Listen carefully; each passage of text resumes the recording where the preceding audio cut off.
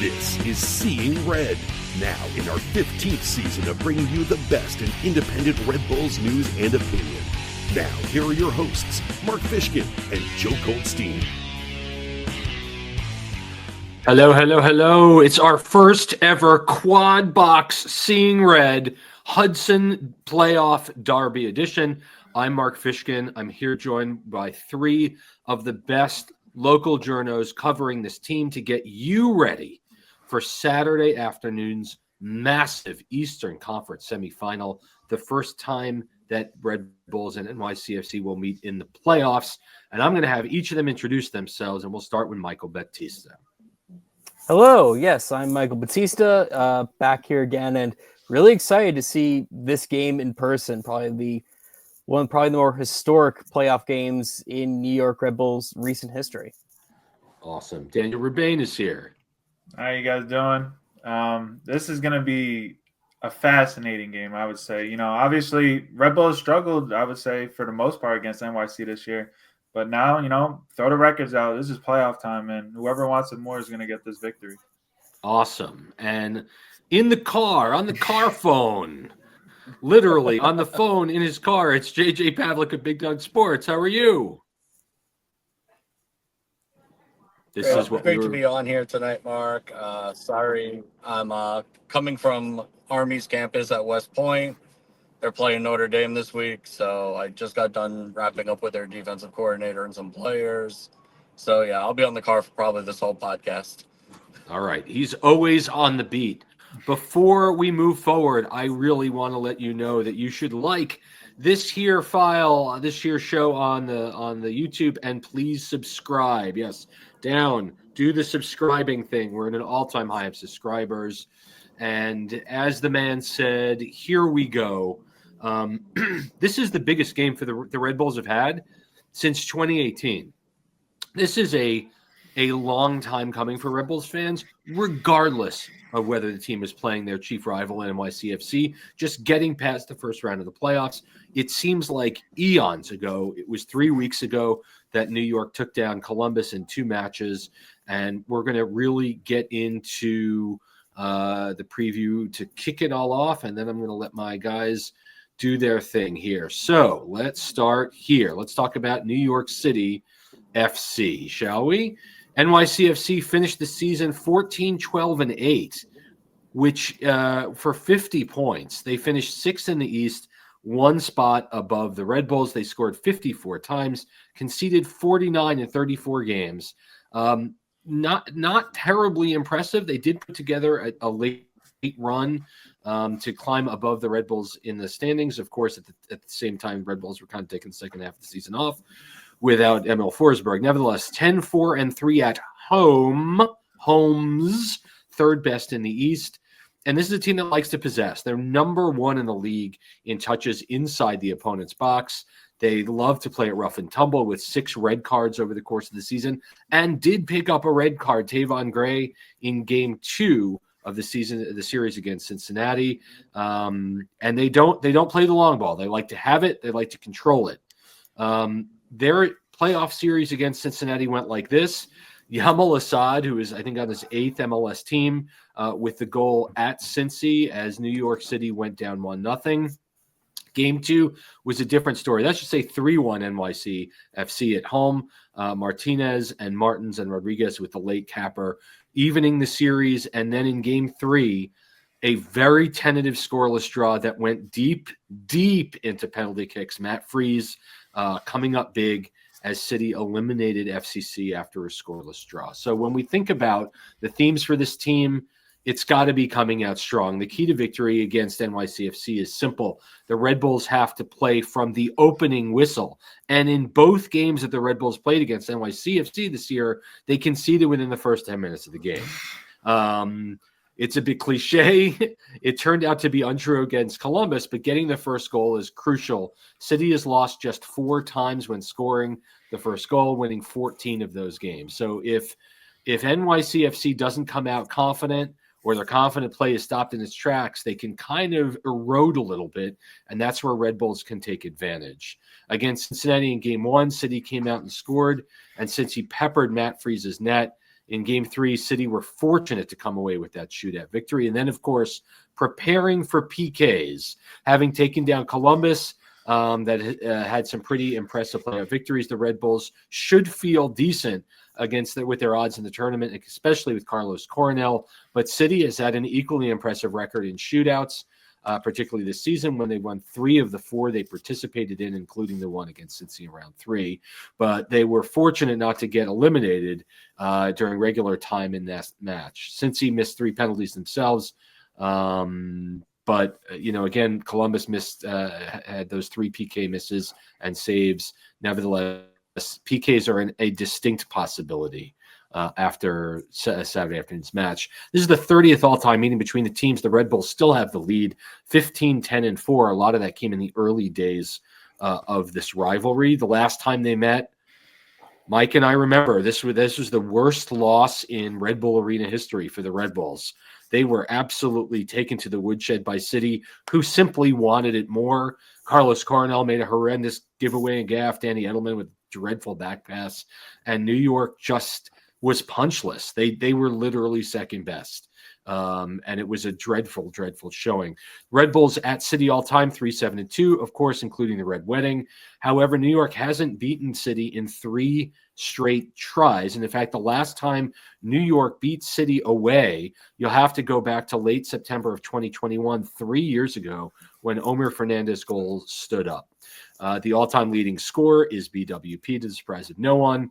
Harper, Duncan, and Van Zier each have a goal in this series, as well as Kyle Duncan, who obviously won't be playing.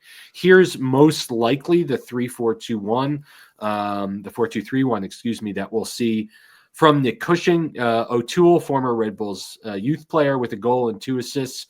On the other side, it's Ilinich with a goal and assists, Justin Hack, the homegrown, and Martin's in the back as well. American sixes, James Sands and Keaton Parks have limited goal contributions, but these 4 at the top of the lineup are the guys that do the damage. Santi Rodriguez has been phenomenal with them, 14 goals. Maxi Morales, the wee man, with 7 assists this season. Hannes Wolf, who got the opener in City's 2-1 win against Red Bulls in May, back in Queens, with 5 and 6. And then up top, the Costa Rican Martinez with 16 goals as well. I went through that very quickly. I want to get into this matchup. When you think about difference makers, and let's start with Dan this time, who are the players on each side of the ball that you think are going to make the biggest difference in this match?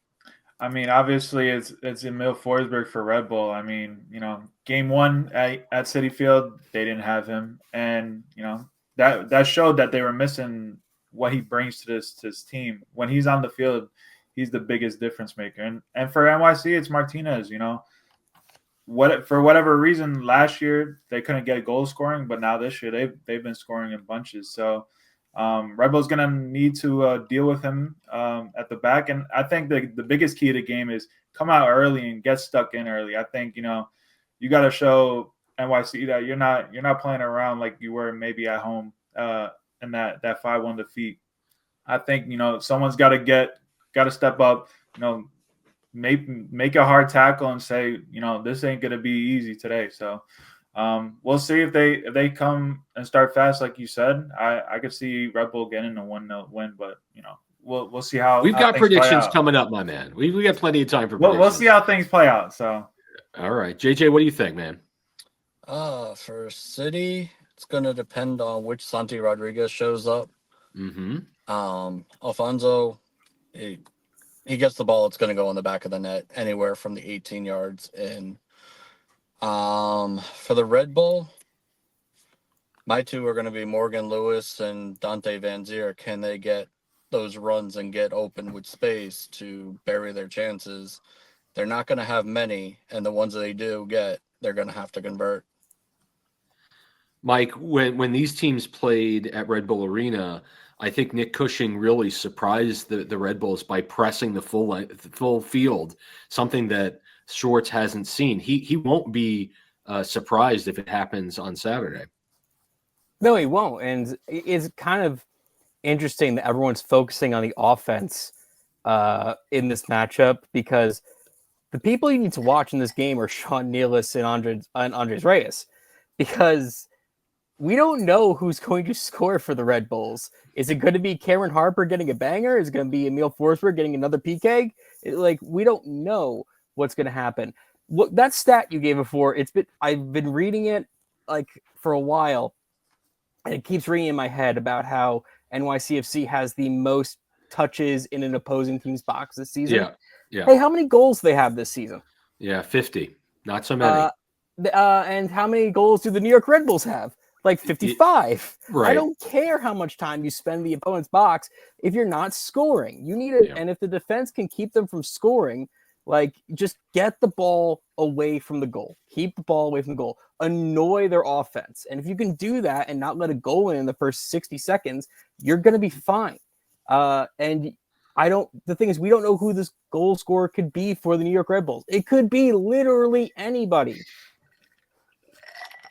So you're calling for a John Tolkien banger? I think that's what you're calling for.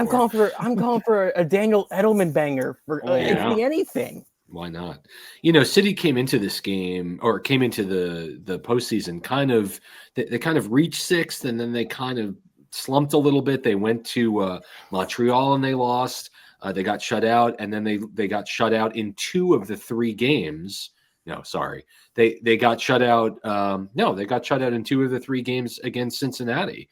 And so the question is, I think a question to ask is City's attack going to be all that, right? I mean, this is a team that, yes, they had success at home, and of course they are going to be playing at home, but I think you're going to see a mixed crowd.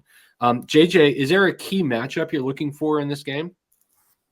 Honestly, the big thing with City this year, and this is not a knock on Santi Rodriguez, but they're a better team when he's off the field.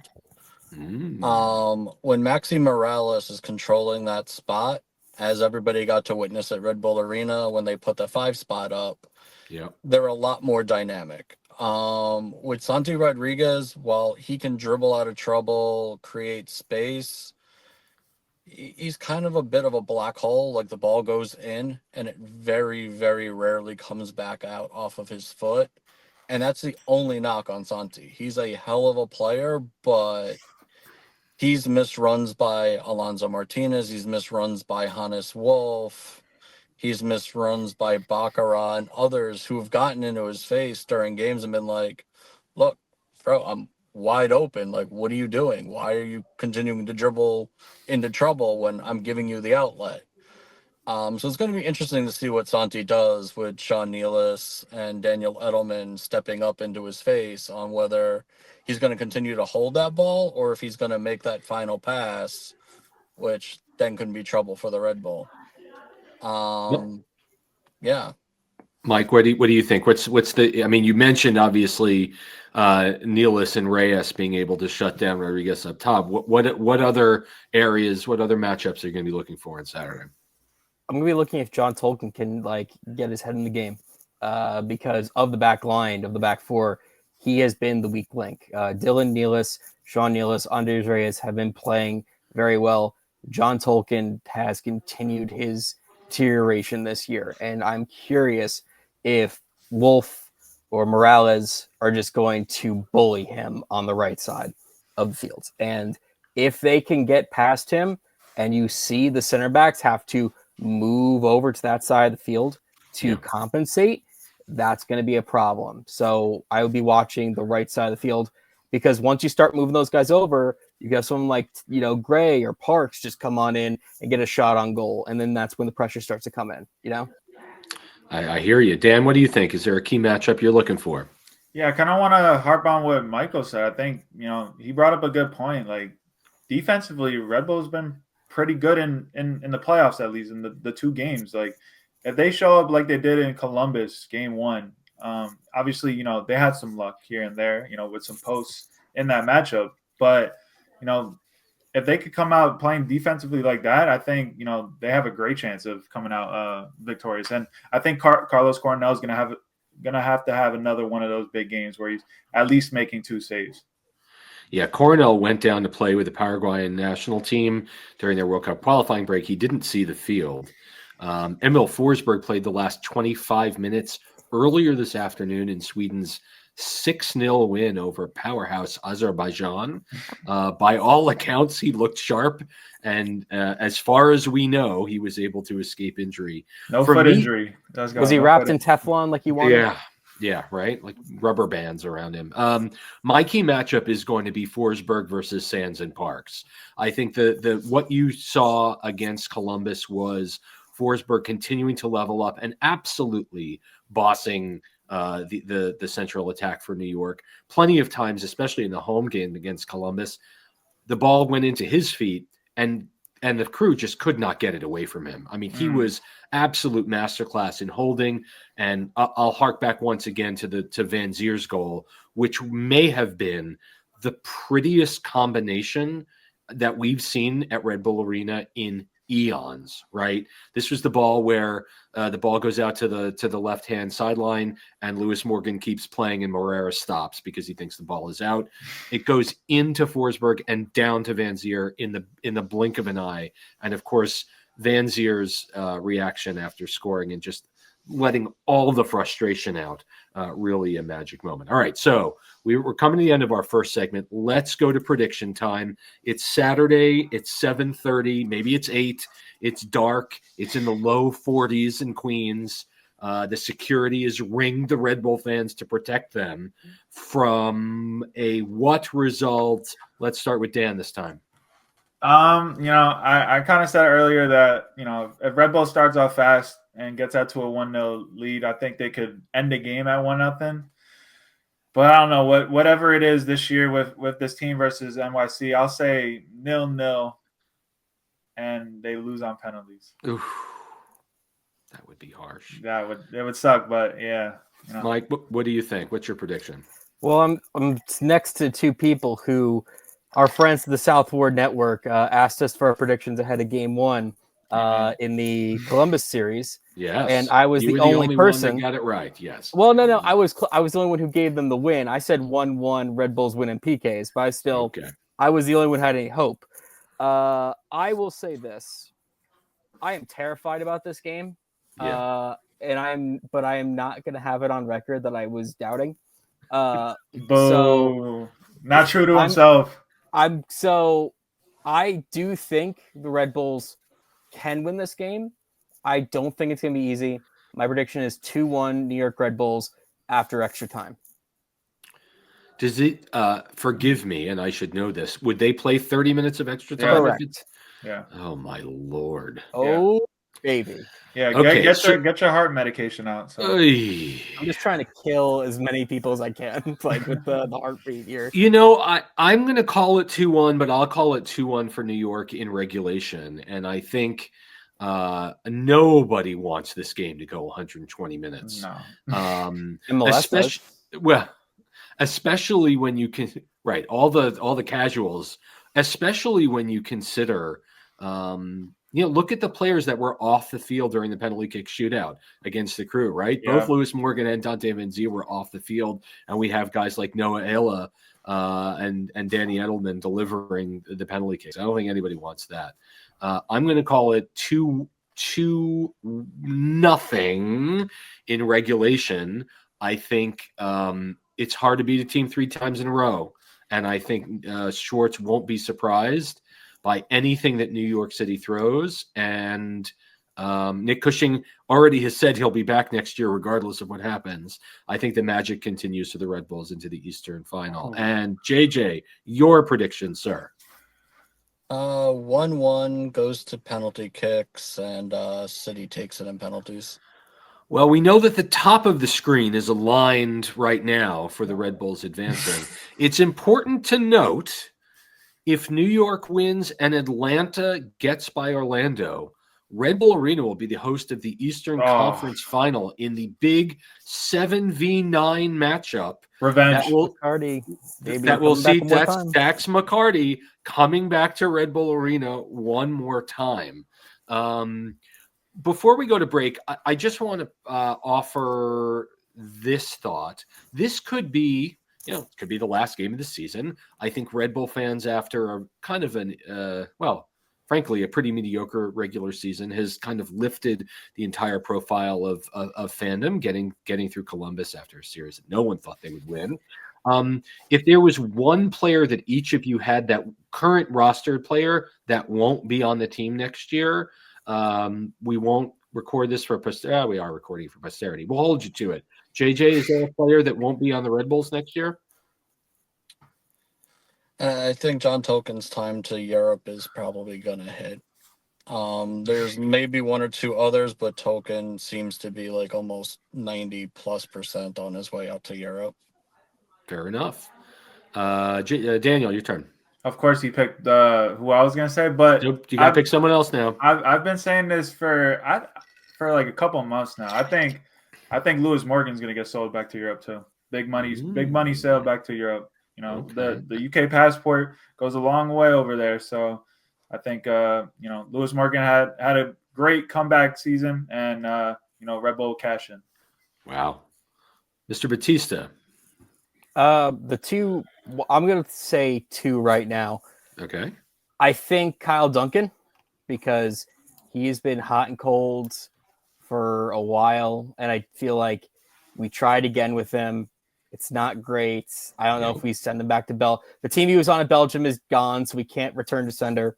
So I'm not sure, but I don't think he's going to be on. I don't think he'll be around. I think they would have to trade him, by the way. You'd have to trade him, but I mean, I feel like there's going to be a team that would take him, whether it be coming off of injury. I think he comes into camp, and if he's not ready, if he's not healthy to go, I think clearly. And the other one I'm going to say is he's saving his job right now, so he's on the thinnest of ice. Who's that? Is Dante Van Zier. This playoff series has saved his job. So if you asked me this before the playoffs, I'd say it was him. I'm not totally saying he's off the book. He's not totally off the hot seat yet, but he still is not the main guy at Red Bull. And for how much you paid for him, and if the right deal comes in, they still might sell him. Yeah. The answer is Corey Burke has played his last game for the Red Bulls. I think that's been obvious though. So. Without a doubt. So when we're back on Seeing Red, your emails, keep it here.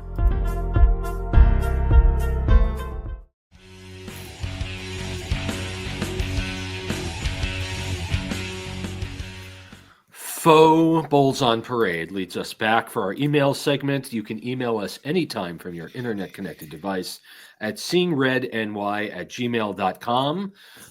There's always more email when the team loses, and I think a lot of people were prepared for New York to go out against Columbus, but they have held their emails, and we have only good things to share. John Panessa says, "Hey, Mark and guests. That was the best night at Red Bull Arena in years. Not only the noise of the celebration, but how Sandro adapted tactically and how he went about it. Throughout the year, he's shown some tactical nuance that has been noted, but something was still missing aside from Emil for half the season. For the series against the Crew, he not only matched Nancy's 3-4-3, the fluidity of the Red Bulls players were fantastic and well drilled. Multiple sources mentioned Sandro bringing in email, Morgan and Tolkien to get their opinions on how best to approach Columbus. This seems to have resulted in increased confidence from the players and increased understanding. My question for the next match with NYCFC away at Citi Field is will the Red Bulls stick with this tactical press and counter 3-4-3, ceding possession to an NYCFC team that is much less likely to score than the Crew, or do we try to impose ourselves as the dominant New York team? In case the question gets answered earlier, an additional question would be Sandro's approach to the Crew playoffs on and off the field gave me complete faith in him for next season. Yeah. Do you feel that he deserves the full confidence of the fan base, or do you have any reservations about him at head coach?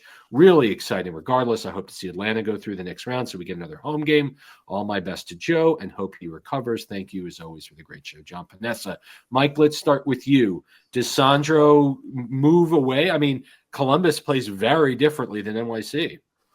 Real quick, I love the fact that I've seen actual Red Bull fans saying, "Oh, maybe we should get Jim Curtin in this offseason," which I just lose my mind over. Oh my Lord. But No, well, if I don't want to say it ain't broke, don't fix it, because it has not been working. It's not been functional during the regular season, and we saw that in the summer.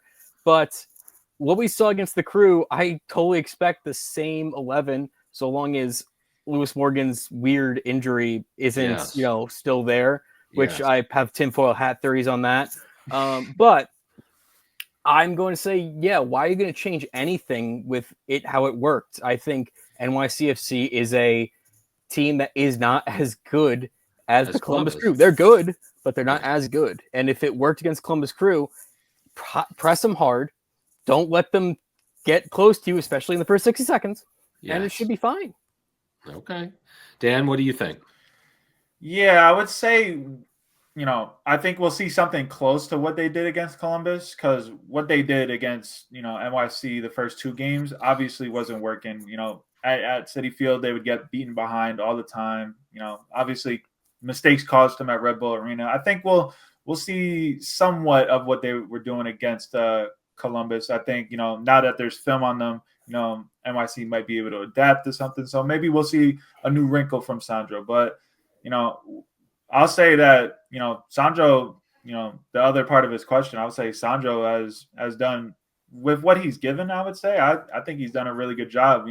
Before the playoff series win, I would say he had a B- season. I think, him getting that win, gives him a B season. I think he gets more faith in him this off season now, and maybe more resources now that they've brought in Jurgen Klopp as well to help out. So, I'm excited to see what we have this off season, but we still have the playoffs here, and hopefully we get past NYC, and hopefully Atlanta gets by Orlando too, so we can avenge that playoff loss. Yep, in 2018. And who did we beat to get to the conference finals that year?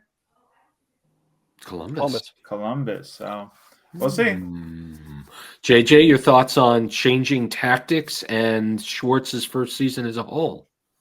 I think the tactics are pretty much going to stay the same. Same as versus Columbus. It's going to basically come down to a midfield battle between the two. The key for the Red Bull is just not to give up that first goal. If they do, it's going to be a long night. As far as Sandro goes, he pulled it off in the playoffs, but am I sold on him being the coach moving forward from here on out? Not fully sold yet. It was a good performance against Columbus, but he made a lot of errors during the regular season. I wouldn't say that just because Sean Nealis had 20-something blocks in the playoffs against the Columbus Crew, that means that Sandro is automatically a genius tactician and deserves praise. He hung in there, but was it his tactics that really beat Columbus?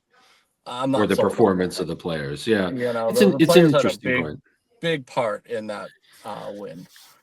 Sandro took a lot of stick when he shared the comment that the management had told him that he shouldn't win the championship in the first season. Of course, what he was saying was that the expectation was not that he would win the championship in the first season. And listen, there are plenty of first-year coaches that come into the league and struggle. And it wasn't his fault that Forsberg missed the second half of the year. This team only lost 7 times during the regular season out of 34 games. The idea that the Red Bulls would cast him away after a season like this, I think, is silly. They certainly are a patient organization. And I think that he's going to have 3 years to figure it out unless things go horribly wrong in 2025. And when Victor Bogash is here, coming out of the second division Poland, because apparently there's a lot to trot there, who knows what power will be unleashed. All right. Thanks, guys. Here's Nick Fauci with our second and final email. Dear always excellent seeing red. Both my MLS and non-MLS teams are doing not so great these days, and my girlfriend can't understand why I still watch them. A few weeks ago, I was trying to explain that while I want my team to win, I care more about seeing them try to win. Teams get beaten. That's part of life, but not giving it your all is a real letdown for me. And a couple days later, I watched that first playoff game against Columbus, and I was ecstatic. I didn't think it could get any better, and then came game 2. No matter how much further they go, I've really enjoyed watching the effort during the playoffs, and I hope others do as well. And now for a reality check moment. I could use your take. Is there a cloud to the silver lining of the team going far in the playoffs, or even gasp going all the way? How much ammunition would that give the front office global organization to say, hey, we're not even trying to win and we did. Why should we spend more or be more ambitious? Would love your thoughts. Thanks for the continued good work. Nick Faracci, who has been following Seeing Red since the very first show. Let's start with JJ. Yes, thank you. Let's start with JJ here. I don't even know what the question is. The question is, if New York is able to pull it together and win 3 more games and win the elusive MLS Cup that has eluded this team for almost 3 decades, would that somehow be bad? Depends on what you consider bad. To the fan base, bad is that they don't spend money. Well, hate to break it to you, they're not spending money no matter what happens in that game. It's just not their thing. Their thing is Moneyball to the nth degree. They try to bring in the lesser known player and develop them. That's their strategy. It's been that strategy from the top to the bottom since they existed. Yeah,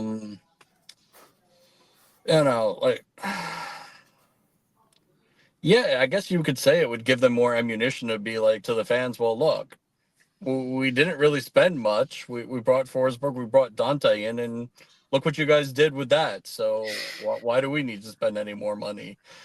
I will reserve my thoughts on this topic until you can. It's one of those where we know that they should spend a little bit more, but it just always has this weird way of either working or failing miserably, and there's no reason why it does one or the other. There's no reason. He said it on Seeing Red. Dan, let's go to you. You know what? I'll say it right now. If they get by NYC, I think they're gonna win the title. I just think, you know, if they could get by this final roadblock, you know, there might be something, you know, to it where they have that magic like the Mets did, where they got to, you know, NLCS. But to the last question, I mean, if they win it all, would that be a bad thing? Of course it wouldn't be. Like they just won a title, their first title ever. So like, you know, what they do after that, who cares? You know, we gotta celebrate. We're gonna have a parade, you know, down the Cannon of Heroes, you know, somewhere in Jersey somewhere. You know, that's for future Red Bull problems if we win the title, you know, but you know, we have to get there. That's the big thing. But if we beat NYC, yeah, we're going to MLS Cup. Wow. Can you so you're saying that the eventual LA team that they'll play in the final will not be a hurdle, but just NYCFC this weekend? Yes. I like it. Mike, your thought? That's confidence. Yeah, seriously. Hey, I picked them to lose in penalties. There you go. Weekend, okay. So, noted. Like noted. if they win on penalties, I'm fully on the train. Let's go. All right. Noted. To that first part of the email, I mean, I find it very poetic that in the last 24 hours since the recording of this podcast, San Marino has just earned promotion in the UEFA Nations League. Yes, sir. No, anything is possible. Anything is possible. A nation of losers who's only won 3 games, and all of them are against Liechtenstein. Hey. So that's the reason why people follow sports, man.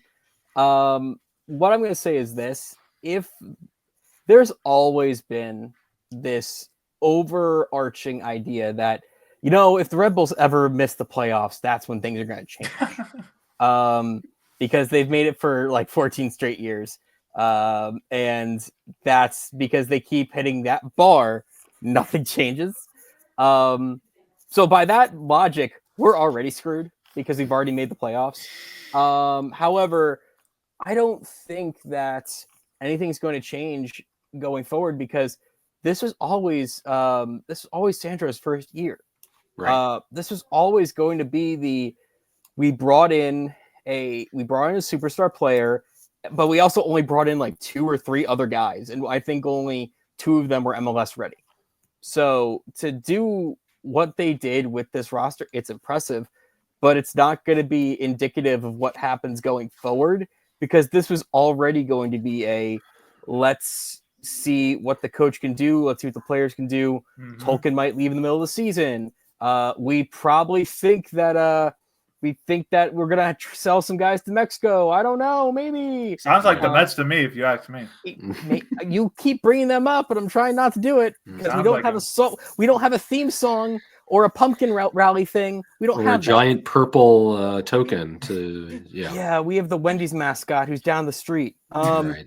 But look, all I'm going to say is that I don't think anything changes because that was never the point of this year. So it's all the plan was already set back in March.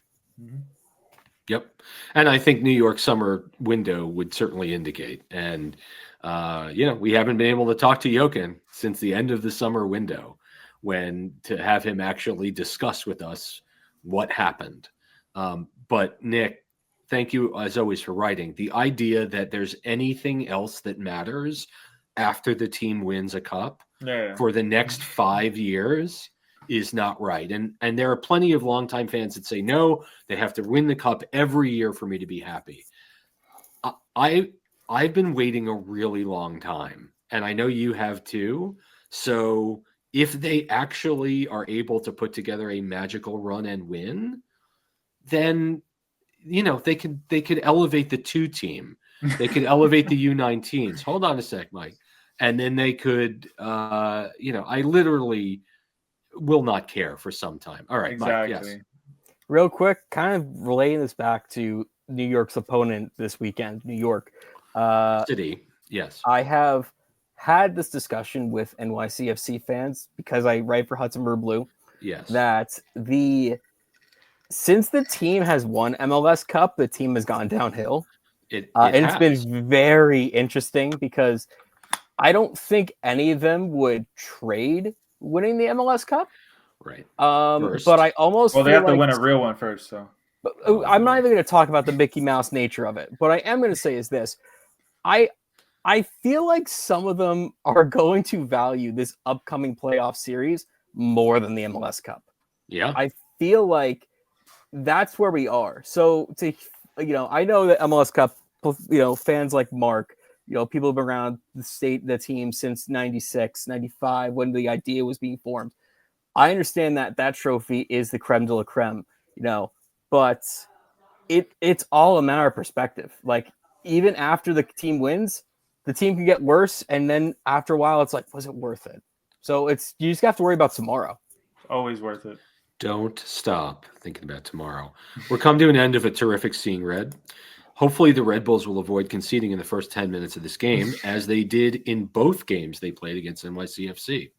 And if they do, they have a real shot at winning. To just go quickly around the horn, please give us once again your prediction and where folks can find you. Let's start with Mike. Hi. I say 2-1 in extra time. And you could find me on Twitter at Michael Battista, same as my name. You can find me on Blue Sky at Battista, Battista. And you could find me writing crazy thoughts on thecup.us, New York Sports Nation, and Hudson River Blue. Awesome. Let's go to JJ.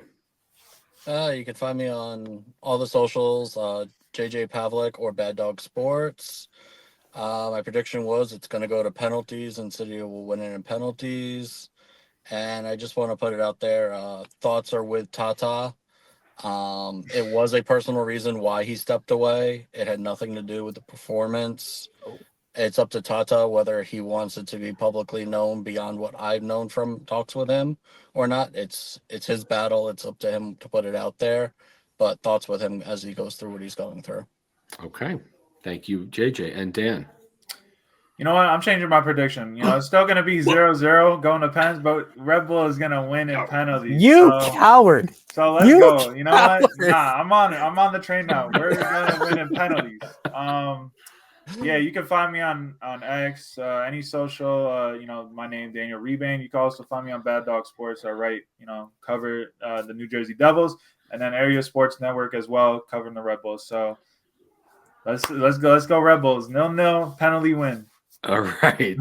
I'm going to call it a 2-0 Red Bulls win in regulation. And whether the team heads to Orlando or hosts Atlanta and Dax McCarty will remain to be seen. Before we go, I certainly want to thank these esteemed gentlemen. I think that the roundtable worked. Well done. Thank you all for taking part. Thank you to Zach Feldman, as always, for stats. And once again, Joe Goldstein and the Goldstein family, our thoughts are with you every single day. And we're thinking about you. So thank you so much for watching. Win or lose, because there ain't no drawing on Saturday. We will be back next week to talk all about it on Seeing Red. Until then, let's go Red Bulls. The biggest game in 6 years for this team. If you're going, be loud, be proud, and be safe. Good night.